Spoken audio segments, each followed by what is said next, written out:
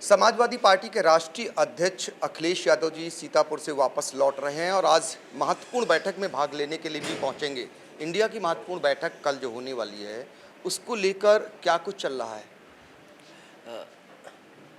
India गठबंधन इस बार जीतेगा और जितने भी इंडिया गठबंधन के 7 दल हैं वो कहीं ना कहीं सरकार में हैं और उनके पास बताने को, कहने को और जनता के लिए जो काम किए हैं, बहुत महत्वपूर्ण योजनाएं भी चलाई उन्होंने।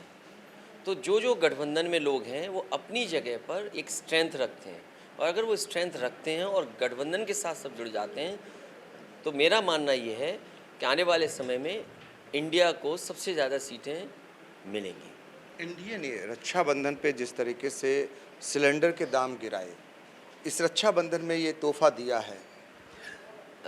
कम से कम सरकार को ये बताना चाहिए कि पिछले 10 साल से सरकार में है तो आखिरकार 9 साल तो कोई रक्षाबंधन नहीं रहा होगा।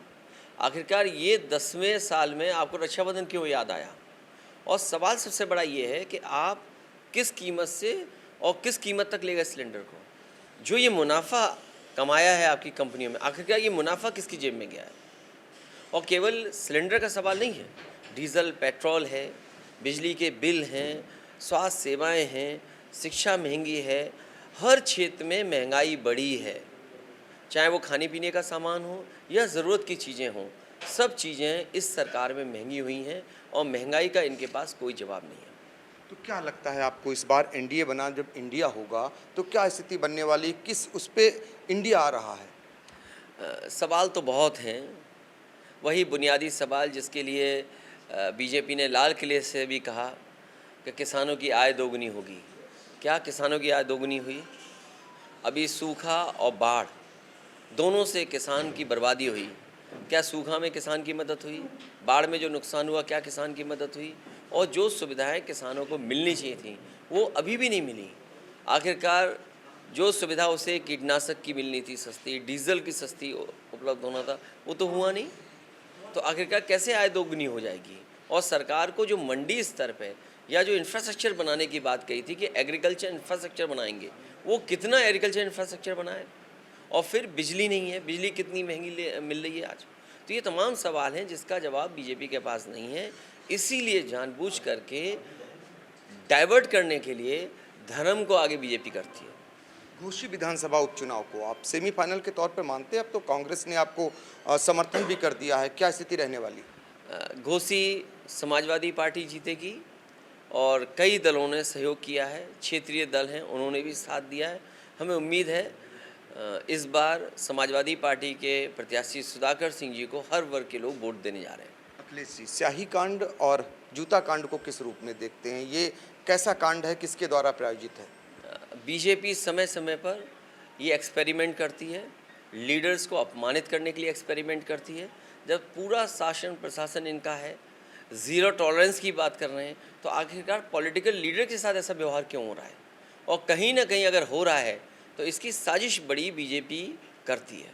सर, आपके तमाम पार्टी के लोग मांग कर रहे हैं कि इंडिया इस बार पहले प्रत्याशी उतार दे तो लोकसभा चुनाव में बम बम होगी।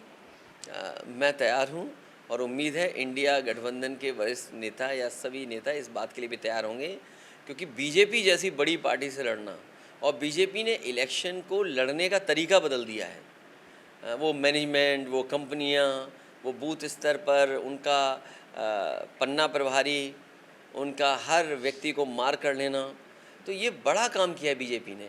इसलिए जो भी प्रत्याशी उतरेगा उसे भी उतनी ही मेहनत करनी पड़ेगी जितनी बीजेपी के लोग मेहनत कर रहे हैं। सर, ममता बनर्जी ने कहा है कि जो है एनडीए ने हवाई जहाज़ बुक कर लिए हैं, पहले चुनाव हो सकते हैं।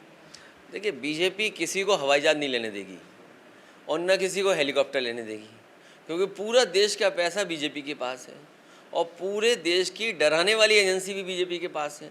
अगर किसी के पास हेलीकॉप्टर होगा, किसी के पास हवाई जहाज होगा, तो उसे डराया धमका जाएगा कि दूसरे दल के लीडर्स को न दिया जाए। मुकाबला कैसे करेंगे फिर? जनता मुकाबला करने जा रही है और मुझे उम्मीद है कि जिस तरीके से बीजेपी के 10 साल की दिल्ली की सरकार की नाकामी और यूपी सरकार की अगर हम नाकामियाँ गिनेंगे तो जनता इनको इस बार सबक सिखाएगी, क्योंकि जो जो इन्होंने वादे किए थे वो एक भी वादा इनका पूरा नहीं हुआ। आखिरी सवाल सर, इंडिया से आपका गठबंधन है, सपा कितनी सीटों पर तैयारी कर रही है चुनाव लड़ने की? देखिए, सपा कितनों पे तैयारी कर रही है, अभी गठबंधन बन जाएगा तो आपको खुद जानकारी होगी कि 80 के 80 सीटों पे तैयारी है। जहाँ तक समाजवादी पार्टी का जो संगठन है, वो समाजवादी पार्टी पूरे प्रदेश में सभी लोकसभाओं पे संगठन तैयार कर रही है। उम्मीद है कि गठबंधन के जो सहयोगी साथी जब आएंगे उनकी मदद के लिए संगठन होगा। बहुत बहुत धन्यवाद। तो समाजवादी पार्टी के राष्ट्रीय अध्यक्ष अखिलेश यादव खास बातचीत कर रहे थे। इंडिया गठबंधन से लेकर एनडीए और फिर लोकसभा चुनाव से लेकर घोसी में हो रहे उपचुनाव पर आज उन्होंने अपनी राय रखी। सीतापुर से आई इंडिया के लिए कैमरामैन सिद्धांत पांडे के साथ पंकज सिंह गौर।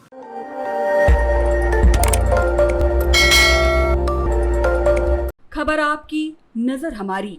देखते रहिए आई इंडिया।